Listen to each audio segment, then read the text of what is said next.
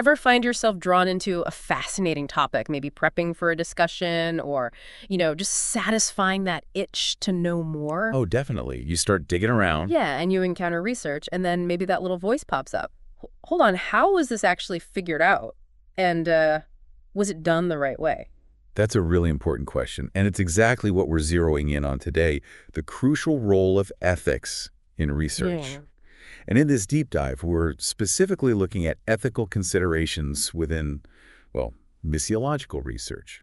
We'll be unpacking excerpts from ethics and missiological research to really understand why these principles are so fundamental. Okay, so missiological research, that's about studying and engaging with different cultures, different beliefs, often in the context of Christian mission, right? That's the core of it, yes. So for you, the listener, why should you care about the ethics of this kind of research specifically?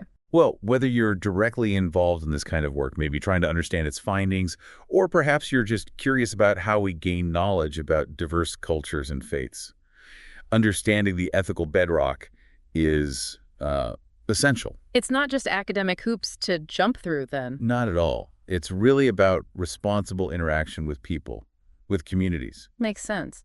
So our goal today is basically to pull out the core ethical principles from these excerpts and really get a handle on their significance. Exactly. For researchers, yeah, but also for anyone who just wants to engage with this kind of information responsibly. Okay, let's dive in then. The core question.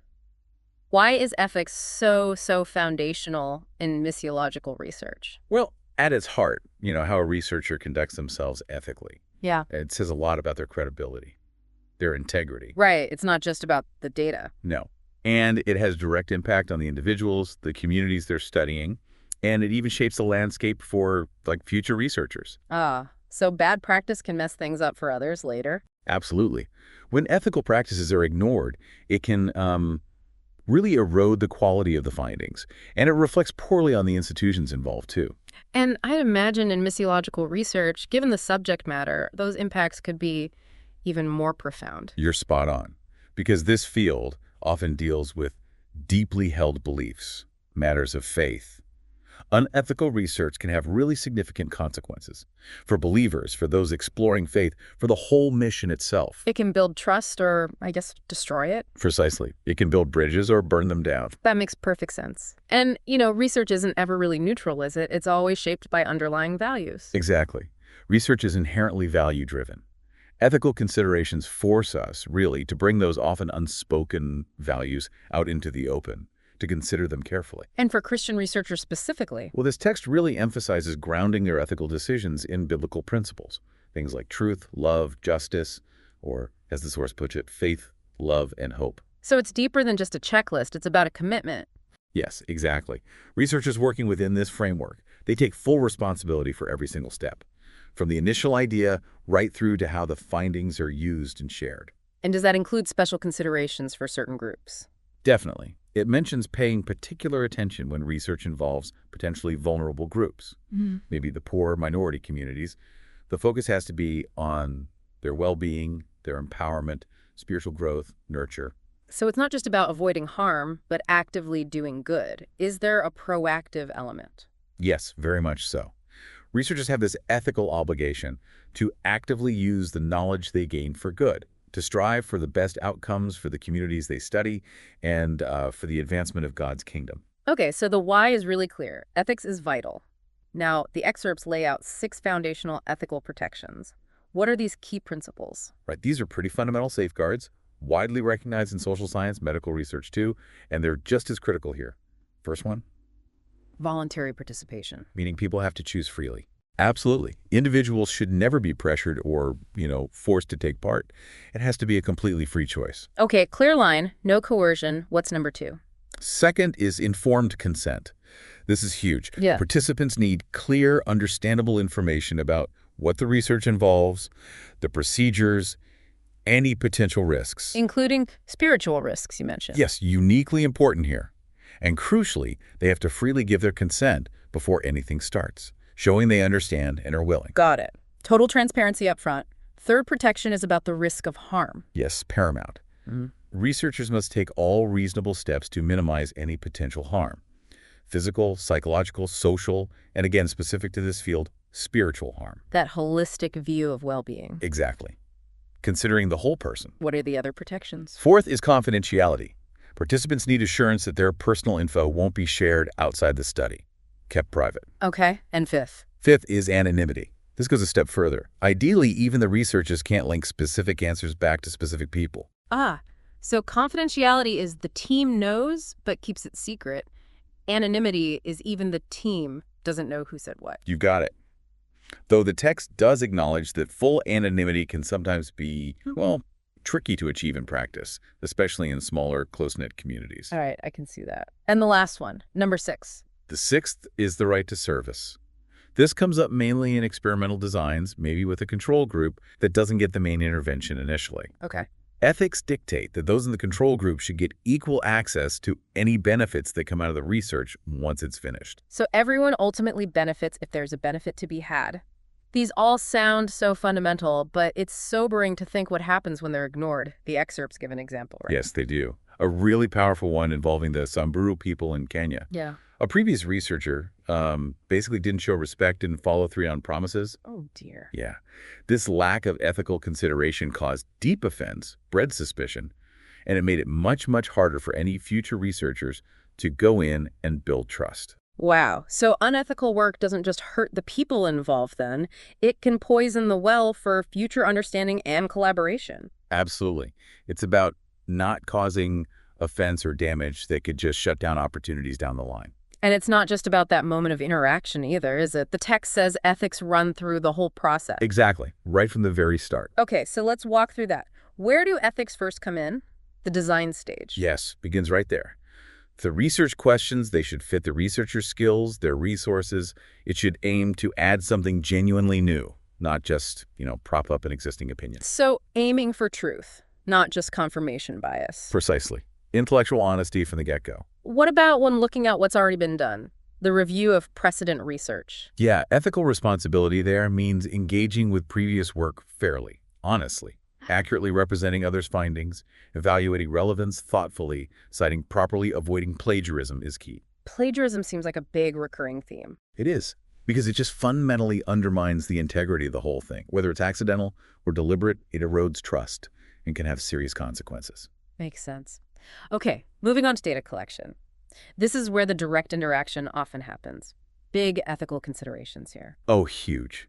Researchers need to stick to their proposed methods, be constantly aware of their own biases, show deep respect for the participants' whole environment, emotional, social, cultural, physical, spiritual. That's a lot to juggle. It is. It includes being mindful of people's time, trying to build positive relationships, ensuring privacy and confidentiality, respecting cultural norms, taboos, and actively preventing any harm. Physical, psychological, social, spiritual harm. All of it. No manipulation, no deception, and always, always getting that informed consent. Plus, being careful not to cause unintended negative ripples outside the study itself, like within families or the community. It sounds like a constant tightrope walk between getting the research done and deeply respecting the people. What about after you have the data? Data analysis. Ethics there demands rigor. Using the right tools, being unbiased. You have to consider all the data, not just cherry-pick findings. No tampering, no twisting results to fit an agenda. Letting the data speak for itself, essentially. Exactly. Then comes findings reporting. Honesty and accuracy again. Paramount. Report everything relevant to the research question, even if it's not what you expected or wanted. Only report what your methods actually showed. Present it clearly. Make sure the report truly reflects your work and methods, not outside pressures or biases. No spin. What about drawing conclusions and making recommendations? They have to tie directly back to the study's findings, supported by the evidence, linked clearly to the central research issue. So you can't overreach. No. Recommendations have to flow logically from the findings and be realistic within the study's limits. You can't make grand claims or suggest actions that go way beyond what the research actually supports. And it doesn't stop when the paper's published, right? Yeah. There's applying the research after the study. That's right. And ethical responsibility to see that the research is applied validly, appropriately, and in ways that actually benefit the people and communities involved. And continuing to represent the findings and methods accurately whenever you talk about it. It's really a cradle-to-grave responsibility, ethically speaking. The excerpts also talk about ethics in relation to different research constituencies. Who are these groups? Several key ones. First, the public. Researchers should cooperate with authorities, follow regulations like IRB requirements, avoid creating cynicism towards research. Maintain public trust. Yes. Respect the public's potential say in releasing findings and address misinterpretations publicly while still protecting participant confidentiality, of course. Okay, responsibility to the wider world. Who else? Sponsors got to maintain their confidentiality unless you have permission to share, and only take on work you're actually competent and equipped to do. Be upfront about capabilities. Makes sense. What about other researchers?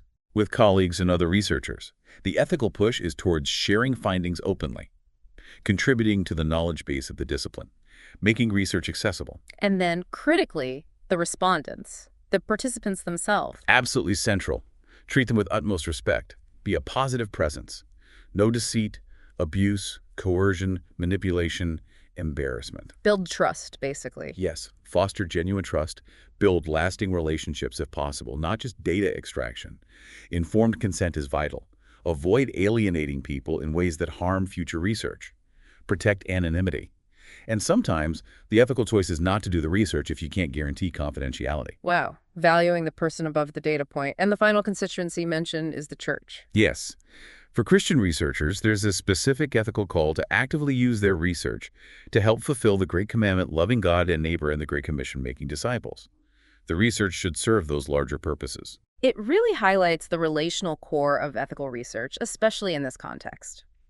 Lastly, the text mentions cultural concerns and ethics. Seems super relevant here. Oh, incredibly relevant. Cross-cultural ethical dilemmas are almost guaranteed in missiological work. What's okay or public knowledge in one culture might be totally unacceptable or private in another. Like intellectual property. That's a great example. Even if something's published, cite it carefully. Cultural views on ownership and plagiarism vary hugely, and ignorance isn't an excuse. So cultural sensitivity is an ethical must-have, not just a nice-to-have. Absolutely. The bedrock principles are love and integrity, always.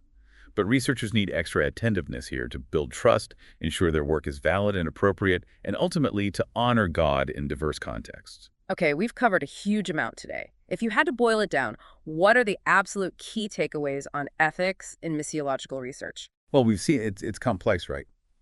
Built on principles like voluntary participation, informed consent, minimizing all kinds of harm, including spiritual. It demands responsible data handling, honesty at every stage, and deep cultural sensitivity. Ultimately, I think ethical research here reflects love, integrity, and a real commitment to the well-being of people and communities and to God's mission. That's a great summary, and it really makes you think about all the information we encounter daily. So for you, the listener, as you come across different sources, maybe especially those about diverse cultures or beliefs, perhaps pause for a second, consider what ethical considerations might have shaped how that information was gathered and shared. Yeah, understanding these principles can really empower you to be a more discerning consumer of knowledge. Definitely. And maybe even think about how these research ethics might echo in your own life, and how you engage with and learn about the people around you every single day.